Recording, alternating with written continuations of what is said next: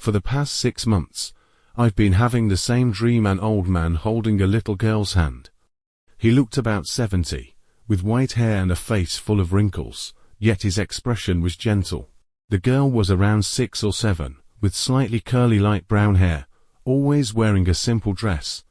They would appear together, walking toward me as if out for a stroll.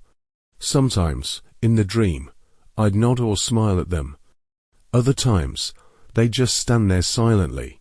I should have found it strange, but for some reason, every time I woke up, I felt a strange sense of calm, as if I'd just met someone familiar. At first, I didn't pay it much mind, chalking it up to stress. But the dreams became more frequent 2 or 3 times a week, and each time I woke up, my chest tightened slightly.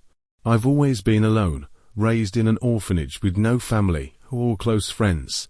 Yet these 2 figures in my dreams gave me an odd sense of familiarity, like I should know them. The more I thought about it, the more it gnawed at me, so I finally asked a friend about it. He told me about a psychic who might have answers. The psychic lived in a small house on the outskirts of town, a middle-aged woman, slightly plump, wearing a loose dark blue dress and beaded bracelets, her long hair tied up in a bun. She wasn't dressed mysteriously at all, more plain than I'd expected. I told her about the dreams, and she listened with her eyes closed, nodding occasionally. She ran her hands over a crystal ball, murmuring incantations. The firelight flickered across her face as she stared into the ball. Finally, she looked up and said the old man and the girl might have been my family in a past life, or people deeply connected to me. They were appearing to warn me about something. Strangely, the idea made me happy after all. I'd never known my family in this life. I asked her why they kept appearing in my dreams lately. She told me to place a small bowl of salt and water in a corner of my room, along with a white candle, and to light it every night before bed, while whispering a short chant she taught me. It would supposedly help me speak to them in my dreams. I did as she said, and for several nights, I went to sleep eager to finally ask them why they were here. But no matter how hard I tried, every time I saw them in my dreams, my voice wouldn't work. The frustration of wanting to speak, but being unable to was agonizing. After many failed attempts, strange things started happening. One night, deep in sleep, I was jolted awake by a sharp crash from the living room, like something had been thrown to the ground. My heart pounded as I stepped out of my room to find a glass shattered into jagged pieces across the floor. No one was there. The glass had been sitting securely on the table, impossible to have fallen on its own. I blamed it on the wind.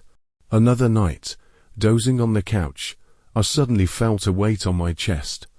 When I opened my eyes, a heavy bookshelf was tilting toward me. I barely rolled away in time before it slammed into the spot where I'd been sitting, sending dust and pages flying. The shelf had been firmly against the wall. How could it have fallen like that? Then there was the time I was walking downstairs, when the hallway light flickered and died. The next second, my foot hit a rolling marble, and I nearly tumbled down the steps. I barely caught myself on the railing, my palms scraped raw, but one thought burned in my mind. This wasn't an accident. The worst was when I was cooking in the kitchen, and the large chef's knife slipped from its holder. The blade grazed the top of my foot, leaving a thin cut. The way it felt intentional. My skin prickled, my heart hammering as I stared at the knife, certain something unseen was watching me from the shadows. These incidents kept happening, and I began to doubt the psychic's words. Maybe the old man and the girl weren't here to help me. Maybe they wanted to hurt me. Their faces had seemed kind, but now, remembering the strange occurrences, a chill ran through me. Then came the last dream. This time, they looked frantic. The little girl tugged at the old man's sleeve, her face panicked, while he waved at me urgently, as if trying to warn me. Their mouths moved, but I heard nothing. The girl pointed behind me, into the darkness, her eyes wide with fear. Before I could react, the old man rushed forward and grabbed my hand, his grip so strong it startled me. His lips formed words so clearly, it was like he was shouting in my ear. Run. I woke up choking on smoke. Flames licked under my bedroom door. I threw it open to find the living room wall sparking, blackened by fire, thick smoke filling the air. Covering my mouth, I stumbled toward the exit, but the smoke burned my throat, my vision swimming. Just as my knees buckled, I felt a small, insistent tug on my shirt like a tiny hand guiding me. That faint pull led me forward until my fingers found the door. I wrenched it open and collapsed outside, gasping. Neighbors called the fire department, and the flames were put out quickly. Just a scorched corner, no real damage. As I stood there in the cold air, I didn't feel loss. Instead, I was filled with a quiet gratitude. That small hand's presence lingered in my mind, and for the first time, I didn't feel alone. I never dreamed of them again. But sometimes, in the quiet of the night, I sense them watching over me from somewhere I can't see. That night, I got home late from work, the cold wind cutting into my face like a knife. I was starving, so I fried an egg, slapped it between 2 slices of toast, and wolfed it down as I kicked off my shoes and collapsed onto the couch. The TV was on, the screen flickering, but I wasn't really watching. My mind was empty, my body so exhausted I could barely keep hold of the sandwich. After a quick shower, I toweled off my hair and crawled into bed. The house was quiet, just the occasional tap of wind against the window. I stared at the ceiling, my eyelids growing heavy, and before I knew it, I was asleep. Then, in the middle of the night, a faint sound woke me, a soft, rhythmic tap-tap-tap, like someone lightly pressing their toes against the mattress. It wasn't loud, but it was close, too close, like it was right beside my ear. I turned my head, and in the dim light from the window, I saw her, a woman standing in the middle of my bed. She wore a tattered nightgown, the fabric trembling in the air as if it might unravel at any second. Her hair was a wild, tangled mess, covering her face completely except for a few strands clinging to her pale neck. The tips of her bare feet pressed into the mattress, each touch so light it made my chest tighten, yet impossible to ignore. My body locked up, my throat closing like something was choking me. Even breathing felt difficult. The room was freezing, the air thick and heavy. The faint light from outside flickered, as if struggling to stay alive. She stood perfectly still, only the mattress shifting slightly under her weight, tiny, deliberate movements, like an invisible hand brushing against my skin. Time stretched, every second dragging on forever. Then, slowly, her head began to rise. The movement was stiff, unnatural, like it took every ounce of strength she had. As her hair slid away, my pulse spiked. Finally, her face came into view, pale, almost translucent, with sunken eyes and lips slightly parted, as if she wanted to speak, but no sound came out. Her mouth twitched, but all I saw was that hollow, soundless void. A silent terror flooded through me, rising like water in my chest. She lifted one hand, her fingers long and bone-white, pointing toward the window. The motion was agonizingly slow, like time had frozen. I followed her gaze, but outside was just darkness, nothing but the wind rustling the curtains, the faint creak of the window frame. Yet I couldn't shake the feeling that something was watching me from that blackness, waiting for me to look away. A cold gust swept in, like something whispering past my ear. I whipped my head back toward the bed. She was still there, her eyes empty, her trembling finger still aimed at the window. My heart hammered so hard I could hear it in my ears, my limbs ice cold, as if my blood had stopped flowing. When I looked again, she was gone. The room was empty except for me and the tangled sheets. I was drenched in sweat, my hands shaking as I turned on the light. The room looked normal, the bed flat, the floor clean. I went downstairs and poured myself a glass of water. Catching my reflection in the fridge door, my face was ghostly pale, my eyes bloodshot. The strange thing is, she only appeared that one night. I never saw her again. But whenever the house falls silent, I still think about her. Sometimes, I even imagine I hear that faint tap tap tap on the mattress, but when I hold my breath and listen, there's nothing. Just the dark, and the memory of her standing there, watching. The smell of chlorine at the community pool always hits harder in August evenings. I was lying on the steps, in the shallow end, warm water rising to my chest. It was just past 6. The lifeguard had already started packing up for the day. A few kids were still splashing around at the diving zone, their laughter echoing through the fading light as sunset turned the water spray a glowing orange-red. 15 minutes left. The lifeguard called out. I nodded, pushing my goggles up onto my forehead. That's when the water rippled oddly, not just surface waves, but something deep. Like something big had just swum past in the deep end. I squinted, but all I could see were the wavy patterns of light dancing across the tiled bottom. From the direction of the locker rooms came the hum of hair dryers. That woman who always wore the pink bikini, Lisa, I think, was packing up her beach bag. She waved at me. Water still good. A little cold, I said. Truth was, the water was weirdly warm, like someone had dumped hot water into it. After Lisa left, the entire pool went strangely quiet.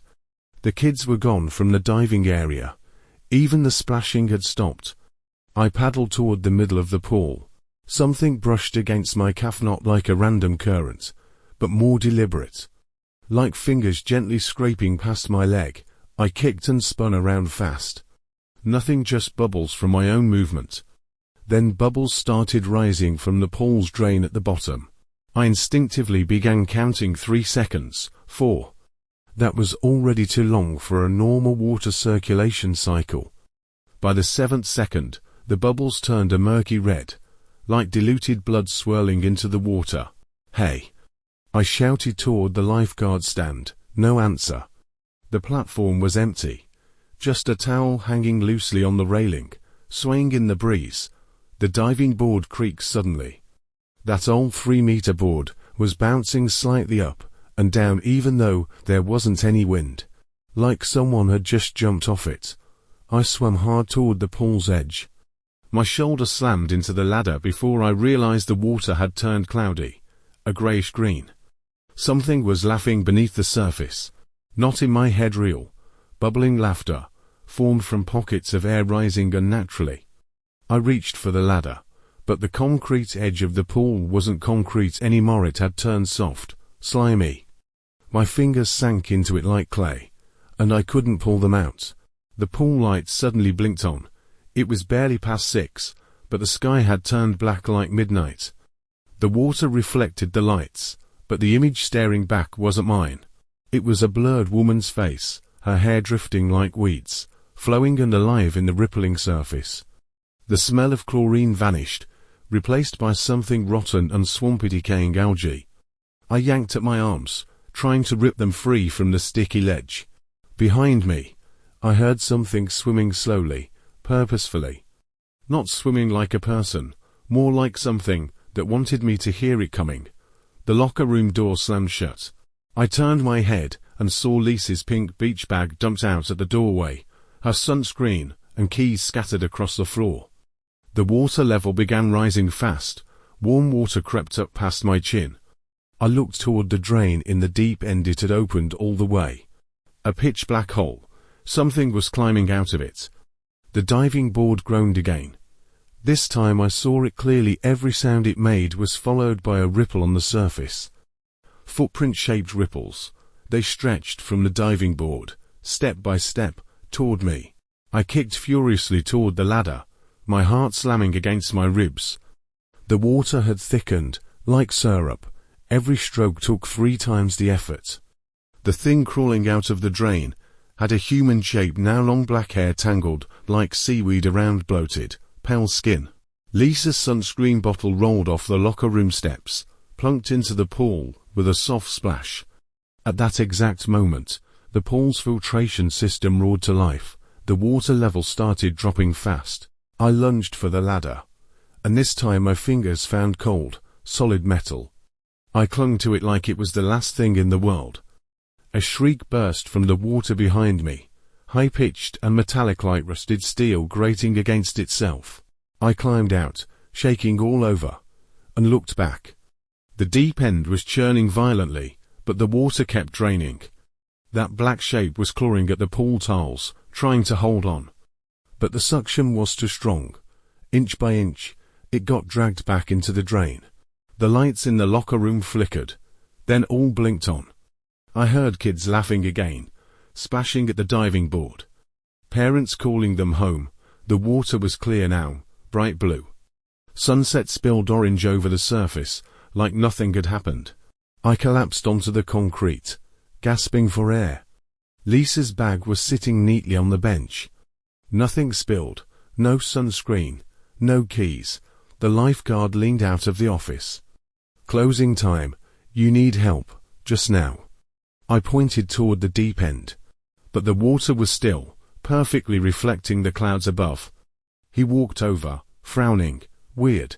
Drain system's been acting up lately. Folks keep saying it smells funny.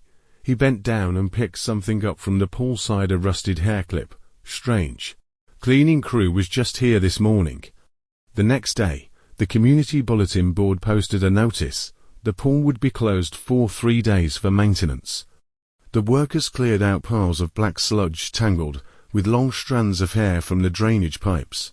They also found a few pairs of vintage swim goggle styles from the 1970s. The community manager said it was probably caused by aging plumbing and water backup. But as I passed by, I saw him quietly pouring half a gallon of holy water into the pool.